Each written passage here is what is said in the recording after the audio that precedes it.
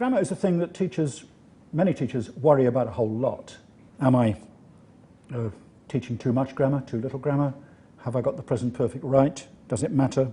So on.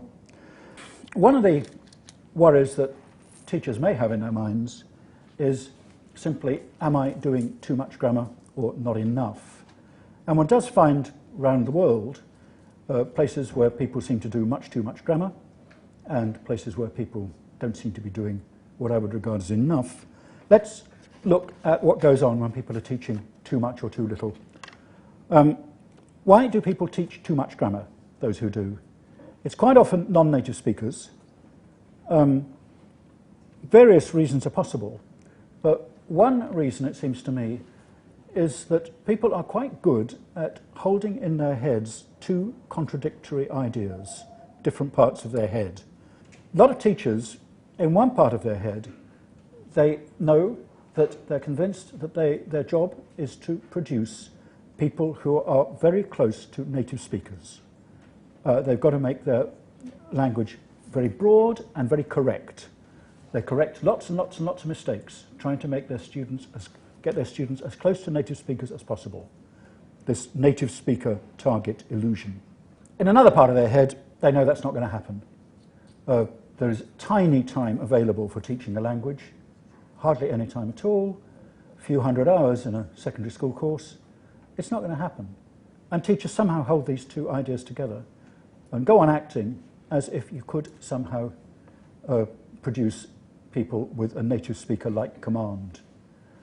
And this, to my mind, is responsible for a lot of very, very ineffective language teaching. I think that kind of perfectionism is catastrophic. It kills students' self-confidence, does a lot of harm around the world. What about teaching too little grammar? Well, there are various reasons. One is sheer ignorance. The teacher doesn't actually know very much grammar. It's certainly not true of anybody here, but there are, as you know, teachers of English who don't actually know a whole lot about how English works. Another reason for this, I think more respectable one perhaps, is what you might call the current mindset. Language is two-faced. It's a formal code used to convey meaningful messages.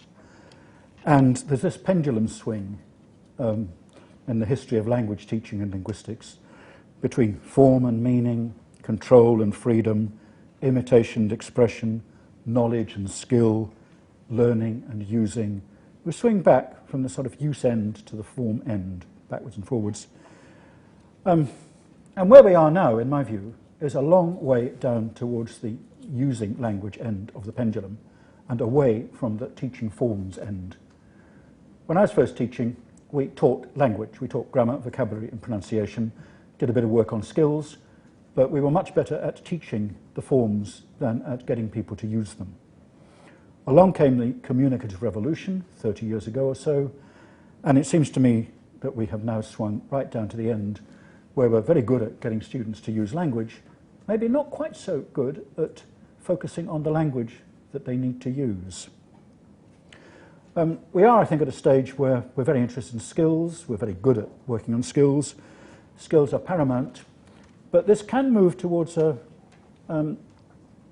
mindset where you feel that doing things with language will automatically teach it. That any engagement with a text, talking or listening or reading, will automatically teach language. And I think that is a very dangerous attitude.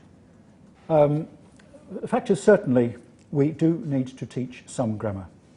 And it's no longer a matter for debate. It's now perfectly clear that explicit grammar teaching does make a positive difference long term to students' production accuracy.